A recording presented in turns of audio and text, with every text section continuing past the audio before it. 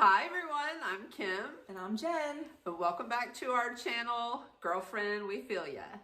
And today we're going to talk about something juicy. But before we do, be sure to hit that subscribe button so that you get first notification on when our episodes drop, which is basically every Tuesday.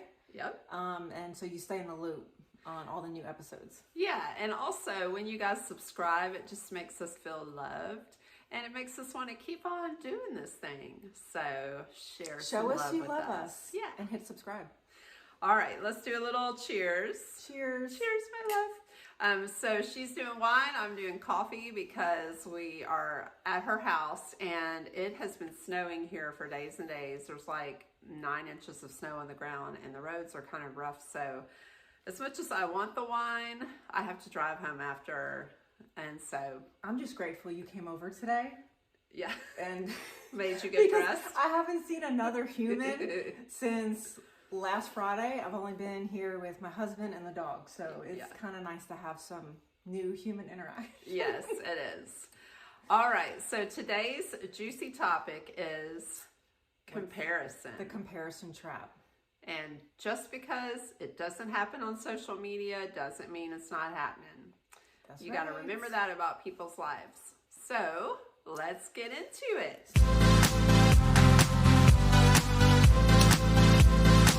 So we talked a lot about this before we hopped on, and we could probably talk about this for like a long time. And Kim and I have had tons of conversations about this since we've known each other. But what do you see in your world, in your business, in your life, like as far as like people struggling with the comparison trap? I don't know.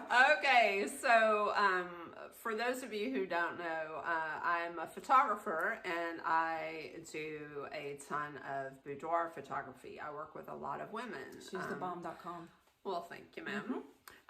But because of that, you can imagine the things I hear just regarding, women's bodies and, our perception of our bodies and things like that. And that's going to be a whole nother topic. All that to say that women, when they meet with me, they'll show me certain photos, things they've pulled off my website or off of Pinterest. And they'll say things like, but I know my body doesn't look like this, but, I kind of want to do this pose, but my body doesn't look like that. Or so I hear a lot of that. And I do my best in a sweet way to kind of shut it down just because, we are all unique and beautiful women and our bodies are not meant to look alike. Like we are not meant to look like somebody else.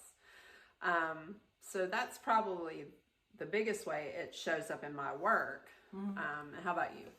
This very similar to Kim. I mean, I'm a women's wellness coach, personal trainer, and I have worked with women for many, many years, and just hearing about women's body struggles, even after they get amazing results and they lose weight, it's like there's always I'm never happy, or my friend did this, or my something about social media, or I could have done better, or it's really heartbreaking to me that women are never happy with themselves or their bodies, or they're always comparing to. And I'm guilty of this. Right, I was going to say, when we say women, we're talking about ourselves too, like guilty of comparing ourselves to the way we looked 5-10 years ago, or things. I hear that all the time. And so, I mean, and it's a lot of what I do in my work in coaching my clients is to kind of break that vicious cycle of comparison, of being hard on themselves. So I think it's the same, like it's just the whole body image. I should look like this. I should weigh this much. People struggling, losing and gaining the same 5-10 pounds. It's like a constant thing that I feel like this is like the last thing that should be like taking up space in our lives, especially now. Yeah, but as if we didn't do it enough, just with like the magazines and all the other things we have in our face all the time, at the grocery store and whatnot. Then, enter stage left social media, which has really ramped that up. in a really big way, you know, and it's just, again, like we said earlier, like we are I mean, I don't even want to say guilty of it. Like, we're human. We do these things as well. Like, I think, we want to show our best selves. Yeah. I mean, you know, I was giving you the example earlier. So a few months back, I put a post up on Facebook and kind of sharing a bit about what was going on in my life at the time. Just like some really hard stuff, aside from 2020 being like a really difficult year for everybody with the pandemic and everything else. Like, I had a lot of stuff going on in my personal life. And so I was sharing about that, and somebody posted underneath it, "Oh my God, I had no idea. I mean, I've seen you, you know, going on a couple of trips, and I just thought everything was good in your world. I'm so sorry." And it just, I mean, and she meant that like in a really sweet way. But it just really made me think about like the fact that just because like somebody doesn't put something on social media doesn't mean it's not happening in their lives, you know. And I think we're all just, it's social media has really made us very voyeuristic, and like we, you know, we want to, it's given us this view into other people's lives, but it's really just like a tiny curated sliver of what's going on in somebody's life, you know. I try to be vulnerable on social media, but I don't share everything that I'm experiencing. But all of that to say, and you're not doing it for sympathy, sympathy. Like, you're doing it to share. Like, you're real, you're human. Like, you have struggles, and this is how you handle it. But life can still be good. Yeah. Right.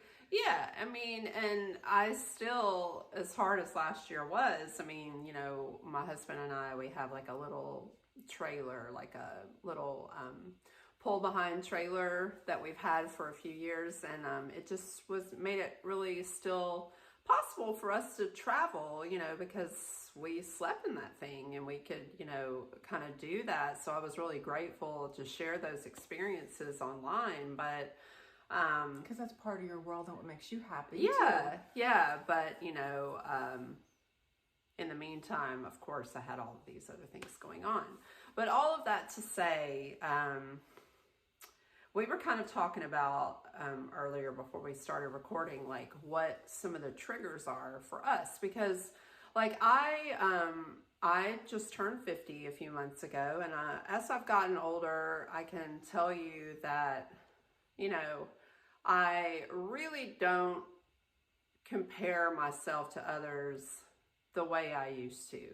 I definitely am a lot more comfortable in my skin now, and I do understand, I can kind of see through a lot of the bullshit. So I don't hope to not offend anyone, but this is about us keeping it real here. It's more than just, you can just read through people's bullshit. Like, you can read through the way they're posting or what they're saying or what they're it's a feeling, right? Yeah. It's a feeling you get. Yeah. And I feel like someone very intuitive and being an empath, like I can tell that. So yeah. This isn't like.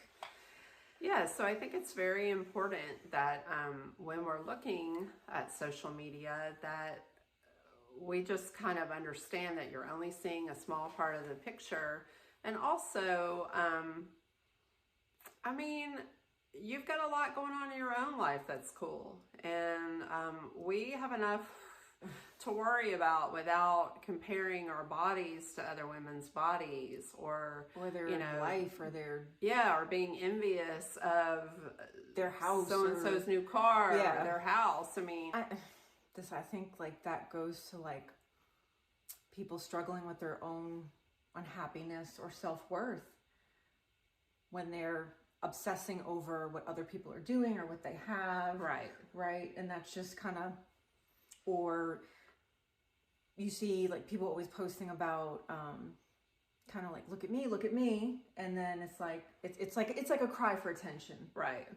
That's my, we're just keeping it real. Yeah. We're keeping it real here. Yeah. I mean, so that brings us to the next thing, which is, what are some things that you're kind of doing to you know, because we're human and it happens to us as well sometimes. So what are some of the things that you do to kind of keep yourself in check, or, you know, when you feel yourself going down that comparison rabbit hole, like, you know, how do you kind of bring yourself back? Because it's hard sometimes, like, especially if you're not in a good place in the headspace, and then, yeah, and like everything feels like it's piling up on you, and then you're looking on social media and you're like, oh my God, everybody's life is better than mine right now. Yeah.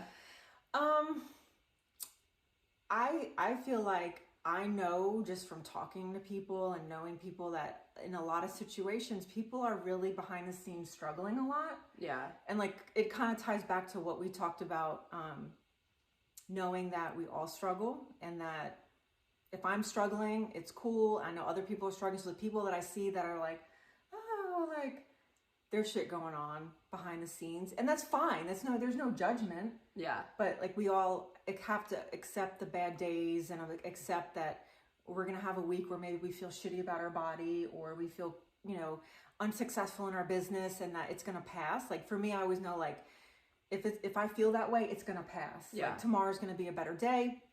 And two, like we said earlier, I know for me, it was turning 40 was that confidence started to build. Like I started to really not give a shit about what other people thought. And I was definitely someone who's very, very self-conscious and aware of what other people thought of me, and what I looked like to other people, and what I sounded like, and what I did, and now, or what people said or did to me. And now I really, really don't give a shit. And I think a lot of that comes with like when you go through hard things in life, all those little things like don't matter anymore. Yeah. Like it's just becomes like, okay, this is stupid. Like, why am I worried about, you know, this person, like their business looks like it's more successful than mine. Like I have a good life. Why am I, Yeah. you know? So I've just put myself in check. I let myself ride it out, have those emotions, have the pity party. I know it's going to get better. Yeah. I mean, what about you? You know, I just am not on social media that much. Like I have, you know, all these social media accounts, but for me personally, especially over the last year or so, for various reasons, it has helped me to just stay off there.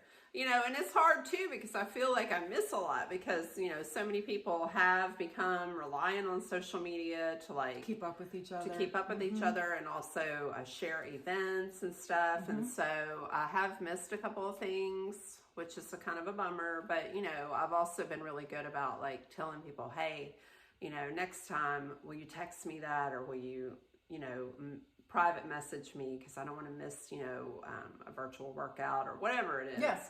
And that just helps me really. And then also, yeah, being 50, like, I don't have time for that. I mean, so that's like a tricky, okay, so I wish I could say I don't give a fuck about anything. I mean, I do. That's extreme. And I know you do, so don't be lying.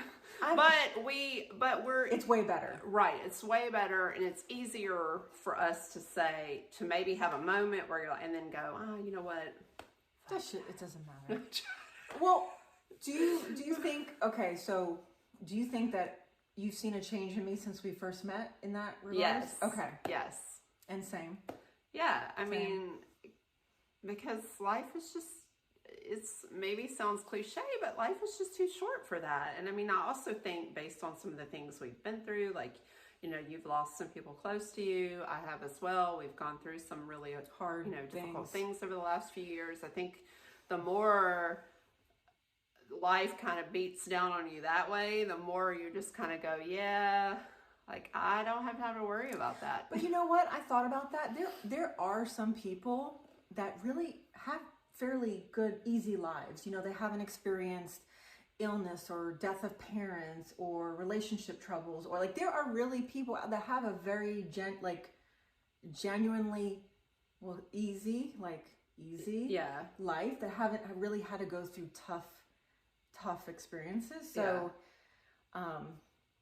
you know, I think that's looking at it through a different lens for those. I mean, because again, we're all individuals, and you know, we all process stuff differently, you know, but you know yourself, you know, and if there's something on social media that's triggering to you, or if there's or a friend or a neighbor or a family member, yeah, right? you gotta cut that. Wait. Cut. To avoid the comparison trap, we should maybe stay off social media less, surround ourselves around positive, like-minded people. Yeah. Because they can drag you into that negative energy vampire vortex. Yeah. Yeah. I mean, I find at this point in my life, like, I just really have the best women around me, you know, and men, but, you know, just the best group of people, and, you know, people you can really be yourself with, like, you know, you can call them on their bullshit. They can do the same for you, because I need that personally, you know. I'm not much on the, like, fluffy talk. I'm not much on the fluffy friendships, like the surfacey. Me neither. I struggle with that a lot. I want to get down in the trenches and roll around and, like, you know, I mean, have fun together, laugh till you cry, you know, celebrate all the good things, but then also know that that person is going to hold it down for you. Yeah. Yeah. And I mean, I count myself very fortunate to have more than one of those friends in my life. So same. Think about who you are and what you're trying to accomplish in life and where you want to go. Because I think it's easy to get sidetracked, you know, by someone else's success.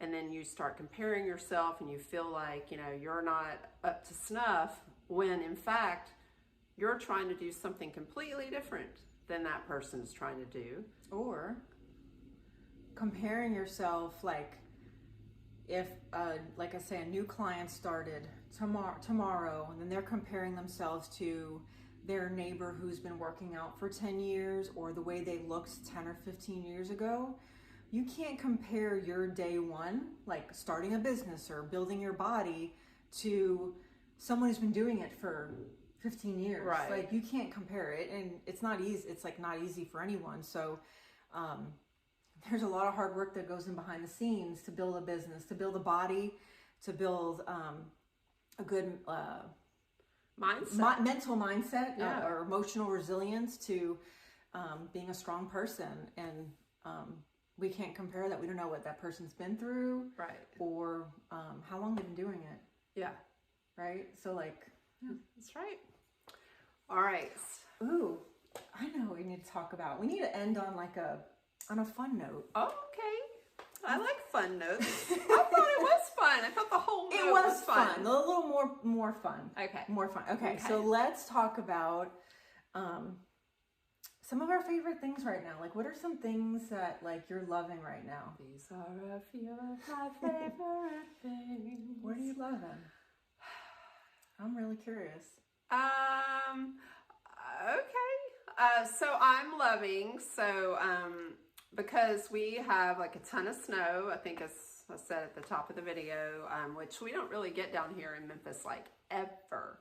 But we have, like, you know, 9 inches on the ground. And so I had a couple of bottles of glue wine, which is like a mulled wine. I know what that is. It's like a very European, you know, like spicy, like, thing. Yes. And so we have been doing that, like, in the evenings. Like, we'll heat it up on a pot and stove. So Aldi has it around the holidays. So I had a couple of bottles I picked up that we never used at the holidays. And then you put cinnamon sticks in it, and you heat it up on the pot, and then you put it in little cups, and you have, like, a little, you know, wintry moment. So that's been fun. Okay, moments. Yeah, I love that.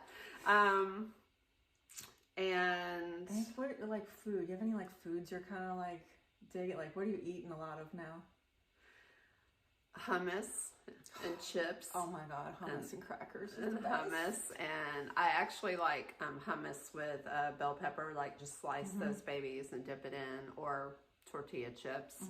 That's my snacky. And last night I made that cod dish that I'd made for you before. With the corn and the... Yeah, the hat, like the succotash. Yeah, that was really good. I don't know if you can say that's like a favorite thing, but that's what I ate last night. Okay. I don't know. I mean, you know, my dog, like snuggling with my puppy. You stole my answer. Well, you can have the same answer. I know, I'm kidding. All right, so what about you, Jen? All right, so if you follow me on Instagram or Facebook, you know I'm obsessed with my dogs. You are. I literally, like, I'm obsessed. I'm not embarrassed about it, especially a new baby. Yeah. So Kim and I have sisters, puppy sisters, Sierra and Bronx. She has Sierra, I have Bronx, which I think is super cool. Yeah. And so they're almost 6 months old. Yeah, they are 6 months old. They are. I thought. And then, so I'm obsessed with her. Like, she's the best. She's been just the light of, like, my life and kind of been a nice little positive thing in the last year. Yeah. So I love my pups. I am loving red wine because, you know, it's winter. Right. Like, red wine by the fire. I mean, come on, like. Yeah. You're like me. I'm very seasonal with the wines. Not... Like I love the red in the cooler months, and I really love whites in the summer. Definitely. See, foods I've been loving. Oatmeal. I've been on an oatmeal. I've been on an oatmeal kick like for 5 years. I had some this morning and it just warmed my soul. Yeah, it's so good. And it's, for me, that's a winter thing. Like, I can't eat it. Oh, really? I can't eat it in the summer. So have you tried the cold oats? I can't do the overnight oats. Oh, those are good. Girl, I'll have to try it again. Okay. It's been a while. You can get some at Trader Joe's, like that are already, like they have this little overnight oats individually packaged that are soaked in like a vanilla. Where's the aisle is that? Is the cereal aisle? No, it's on the aisle over by where like all the like the hummuses and the sauces are in their little refrigerated aisle. Oh, okay. They have like almond butter chia oats. Okay. And then just overnight oats with like a vanilla. Oh, it's so good, girl. I'm going to get that in my next haul. And then the last thing I'm loving is this jewelry. Jewelry. I don't know. Can you guys... I'm going to get a little closer.